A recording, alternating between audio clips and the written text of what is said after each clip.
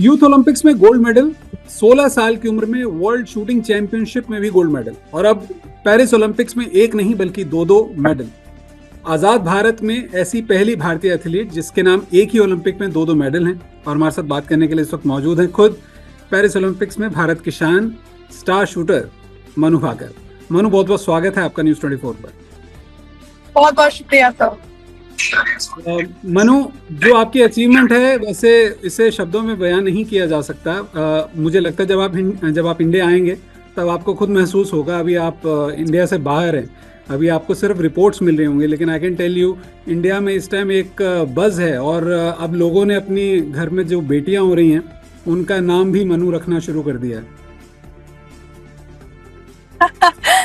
एक कमाल का किस्सा है मेरे पास इस नाम को लेकर कि जब पहली बार मैं नेशनल कैंप के लिए गई थी किसी होटल में, तो उस समय मुझे मेरा नाम लड़कों की लिस्ट में डाल दिया गया था, ये सोचकर कि मैं एक लड़का हूँ। और जब मैं रिसेप्शन पे पहुंची तो उन्होंने बदला उसको कि लड़की है। तो बट बहुत बहुत शुक्रिया, इतने सारे प्यार के लिए बहुत आभार।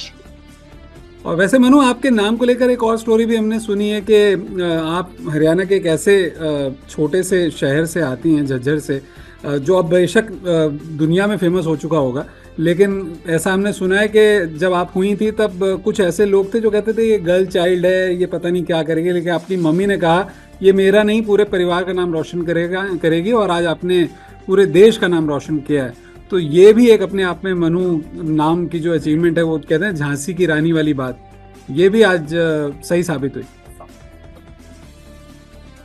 जी बिल्कुल। जो बचपन में कोई किस्से मुझे ज्यादा याद नहीं है, बट मुझे बस इतना याद है कि जो भी समस्याएं मेरे साथ हुई हैं, जो भी परेशानी मुझे हुई है, मेरी मॉम ऐसे हैं जो हमेशा साथ रहे हैं। चाहे फैमिली से कोई प्रेशर आया हो, लड़की है इसको घर का काम कराओ या ऐसा कुछ भी हो, तो आई थिंक मम्मी है जिन्होंने डट के इन सब का सामना किया है। और आई वुड से कि strong women raise strong girls, so it's my mom. चलिए, ये तो पर्सनल लाइफ की बात हुई, लेकिन एक बात पूछना चाहूँगा। 10 मीटर पिस्टल में पहले इंडिविजुअल इवेंट में ब्रॉन्ज, फिर उसके बाद मिक्स्ड इवेंट में ब्रॉन्ज, और 25 मीटर में एक स्लाइट चांस जो था वो भी रह गया हैट्रिक का। कुछ मलाल है कि हैट्रिक नहीं हुई, या फिर कसम खा ली कि जैसे टोक्यो का हिसाब जो है 2 मेडल्स के साथ पूरा किया है, तो अब इस बार की हैट्रिक का हिसाब जो है अगली बार पूरा करना है?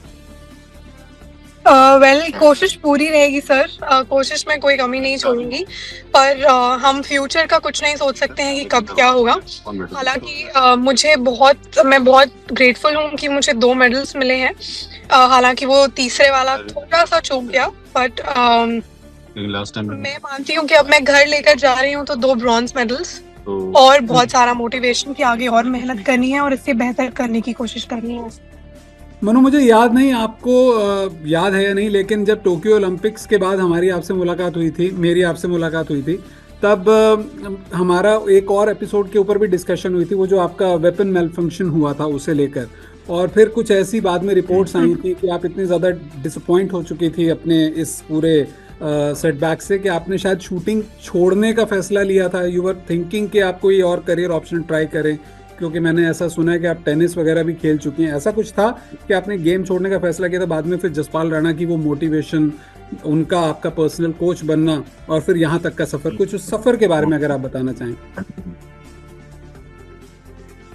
सर, सफर तो बिल्कुल आसान नहीं है, आसान नहीं रहा। और मैं ये मानती हूँ, अब मैं ये समझती हूँ कि कोई भी आप बड़ा काम करते हो लाइफ में, तो वहाँ तक का सफर बहुत मुश्किल होता है। बहुत सारे मौके होते हैं जब आपको मन करता है कि आपको शायद छोड़ देना चाहिए, या फिर शायद आपके लिए करियर का ऑप्शन है ही नहीं। तो बहुत सारी ऐसी सिचुएशंस तो आती हैं, बट आप पे निर्भर करता है कि आप कितने स्ट्रांग हो और आप कितनी कोशिश करते हो कि वो आपके ऊपर हावी ना हो और आप कंटिन्यू करें। तो मेरा वो विल पावर पे काफी ज्यादा मैटर करता है, काफी मैटर करता है। और आपकी कंसिस्टेंसी भी काफी मैटर करती है कि हर एक वो समय जब आपको मन करता है कि यार नहीं हो रहा, अब नहीं हो रहा है, तब भी अपने आप को पुश करते रहना, तब भी आपको ये सोचकर कि शायद इससे कुछ बेहतर हो जाए, शायद इससे मैं कुछ अपने गेम इम्प्रूव कर पाऊँ, बेहतर हो जाए। सो आई थिंक जी। अच्छा मनु, एक सवाल ये भी, आपकी मदर से बात हुई हमारी जब आपने 2 मेडल्स जीते, फादर से भी बात हुई। फादर तो अलग जोन में है, वो तो अब मैं जानता हूँ जब आप उनसे मिलेंगे तो उनकी जो एक्साइटमेंट है उसका अलग लेवल है। मम्मी कह रही हैं कि उन्होंने आपके लिए आलू के पराठे बनाने का प्लान किया, घर आएंगी तब खिलाएंगी।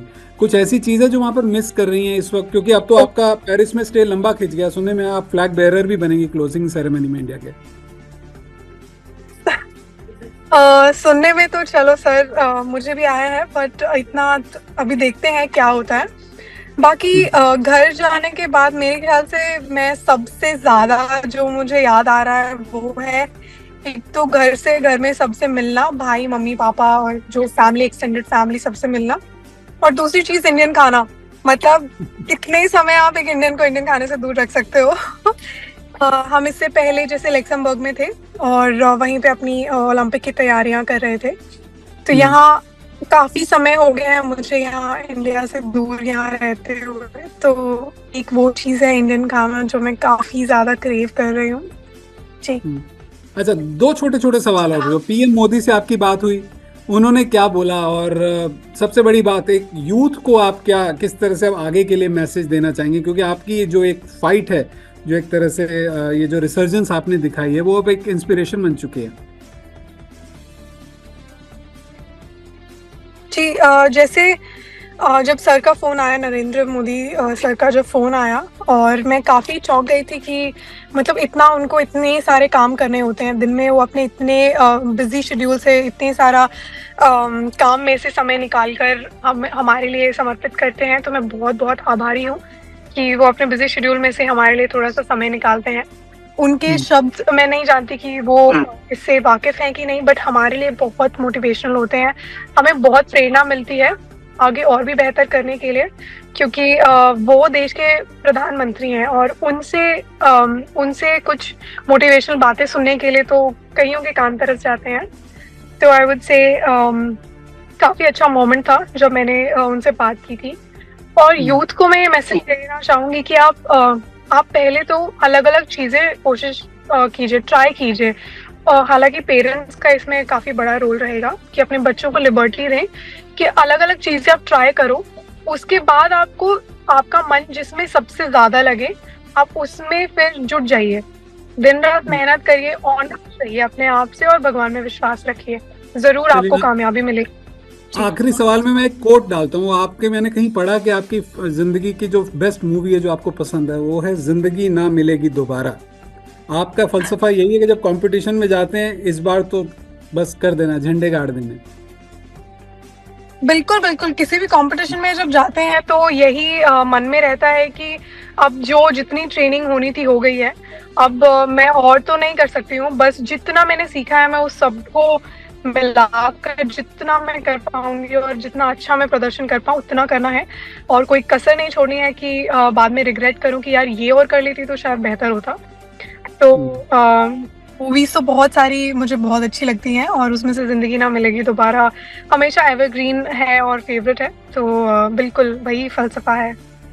चलिए, thanks so very much Manu आपका टाइम के लिए। और मैं तो यही कहूँगा कि जो अभी 2 ब्रॉन्ज मेडल आए हैं ये और आगे भी इनका रंग बदले, और जिस तरह से लंदन ओलंपिक्स के बाद आपने शूटिंग के अंदर भारत को एक नई शुरुआत दी है मेडल्स की, ये शुरुआत आगे भी और ज़्यादा बढ़ती रहे, और नेक्स्ट ओलंपिक्स के अंदर भी जो लॉस एंजलिस में रहेंगे वहाँ पर भी भारत का नाम इसी तरह से आप रोशन करें। बहुत बहुत शुक्रिया, आप देश के लिए इंस्पिरेशन, बहुत बहुत शुक्रिया, इसी तरह से देश का नाम रोशन करते हैं।